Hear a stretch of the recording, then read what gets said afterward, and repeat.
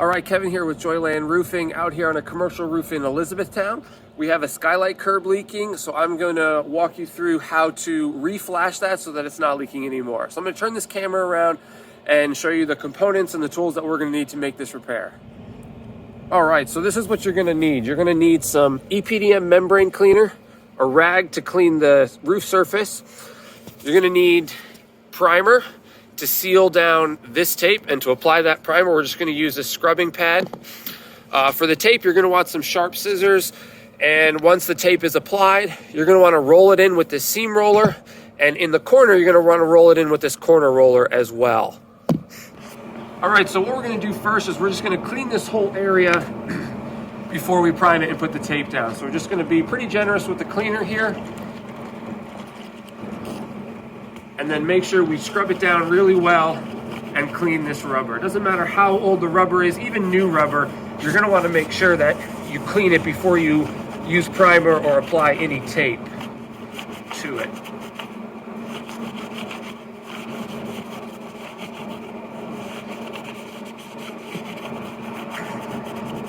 That tape is gonna wanna stick completely in all areas, so we're just gonna wanna make sure that everything is clean. Every little nook and cranny gets clean.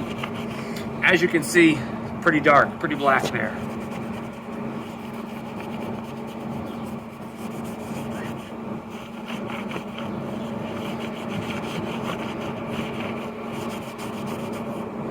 Okay, good and clean. Just set this rag aside. The nice thing about membrane cleaner is it dries pretty fast. So pretty much as soon as you're done, it should be pretty well dry, and then you can go ahead and start applying the primer. The primer, you want to make sure you don't put on too thick. You basically just need a skim coat over everything where there's going to be tape applied, and then let that kind of tack up or flash off. Not getting anything out of there.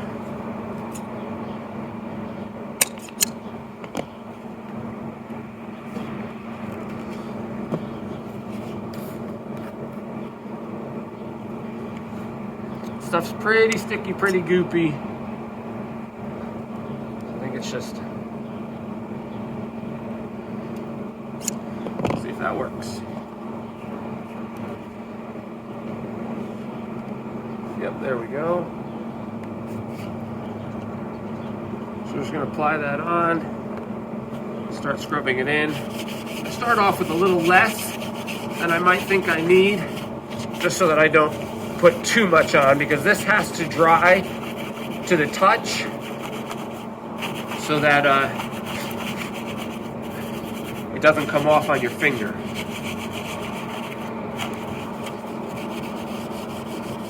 And this one you want to really scrub on there, scrub hard. You kind of want to work it into the surface of the membrane. See a little bit more down here.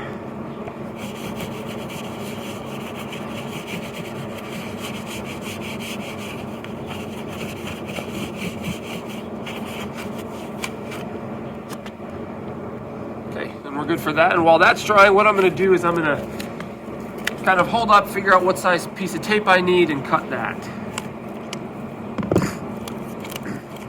So what I want this to do is, because of this curb, I want it to come up on this, the top of the curb, come down the side, and then out onto the roof deck.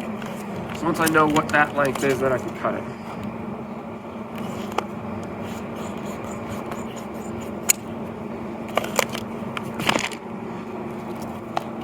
With a flashing tape like this, so what this is called is uncured flashing tape.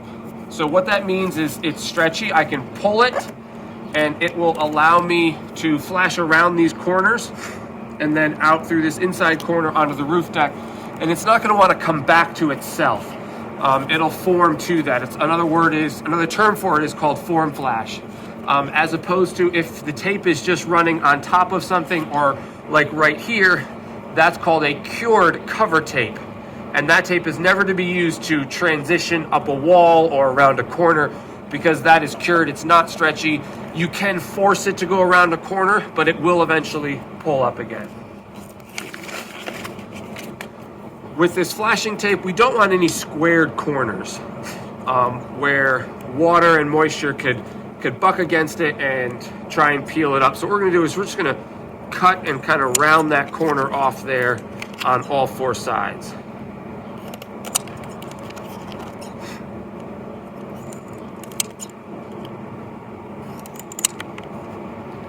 Be careful with our scissors not to poke any extra holes into the membrane. And so I got my piece. My piece is ready. Let's check here. Most of it's pretty good. In the corners there, it's a little tacky. You can see, I don't know if you can see that. It's kind of coming off with my fingers. So we're just gonna hold off on that just for a little bit.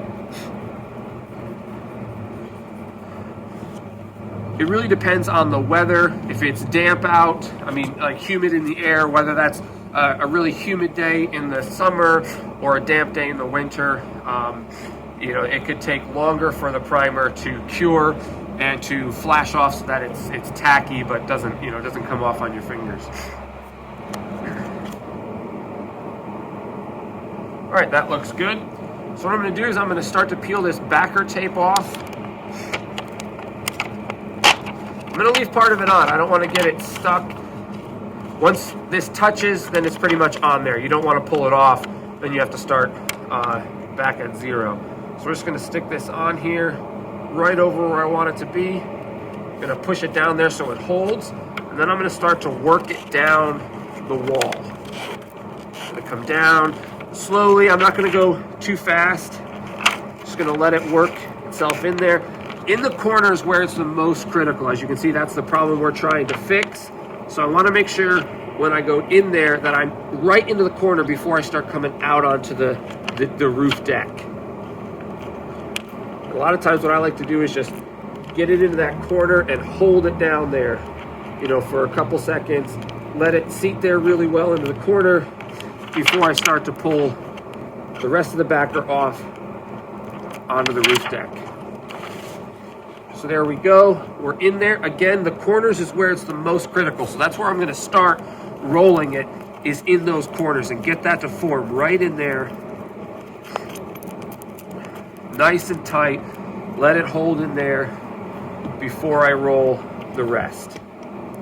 Want to make sure we get all of it seated in there really well so it's gonna stick. Anywhere where it's gonna start to pull up, once it starts pulling up, then it's just gonna keep pulling up over time.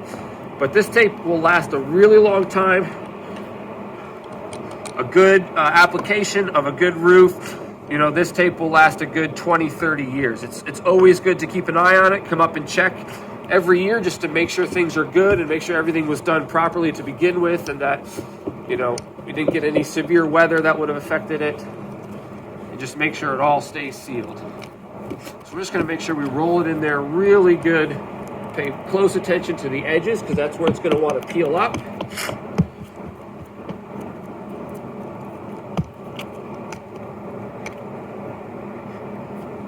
Just going to hit this corner again just to make sure we stay solid in there.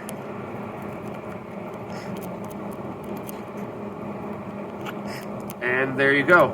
And this type of repair can be done pretty much anywhere. If you have a hole in the membrane, you can put a piece of flashing tape on there as well, and any type of curve or penetration, you know, there's a flashing tape for it. It doesn't mean that the roof is bad. It can be repaired. Some of the stuff you can get at like a Home Depot. It's easier to look for a roofing supply store. They typically have better products. You know, you're going to need a membrane cleaner to clean this. You're going to need a primer. And that acts as like a contact adhesive, and the flashing tape and the proper tools to do the repair. Great.